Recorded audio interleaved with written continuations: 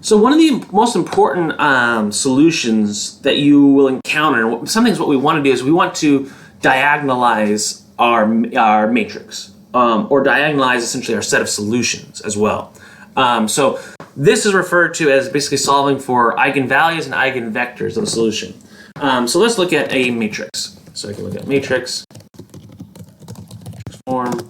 Let's make sure I have a determinant. Okay, so I can say what are, if I'm doing my basically a dot xb, so I'm doing my a dot x equals b, what are the values that will give me a identity matrix, so of x and b effectively. So what are going to be those solutions?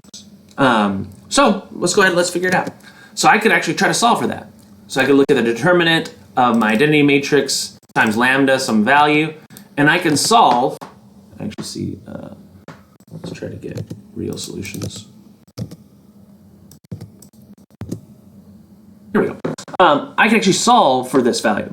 I can just solve it like here as well. Let me see if I can get some real values. There we go, real values.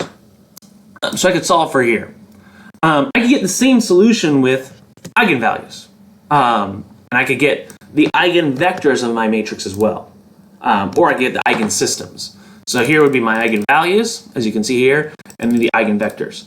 So these are the vectors that are associated with the solution that diagonalizes my matrix, or gives me essentially an identity matrix. So let's actually look at how this could work.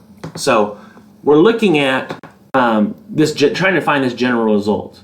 So basically our matrix dot xi will equal these lambda, these eigenvalues, and these eigenvectors.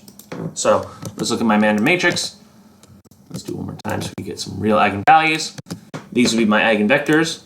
So if I look at this and plot it, I could actually reobtain essentially these values. So you see we're getting essentially that same result here.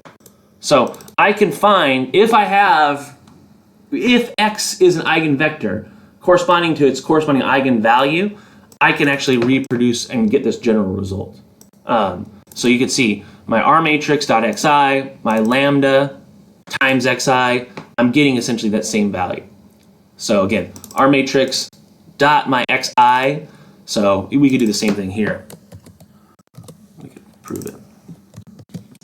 Here, we could do 3 as well. Here, and then we could make this. I should put it right underneath actually. Here, put this here. See, reproduce the same results, and then 3 and 3.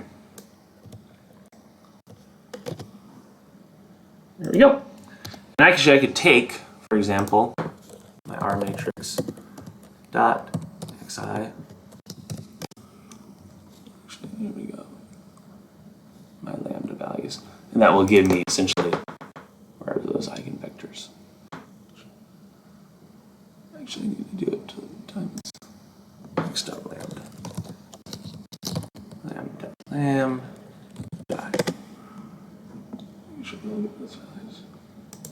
Actually, sorry here.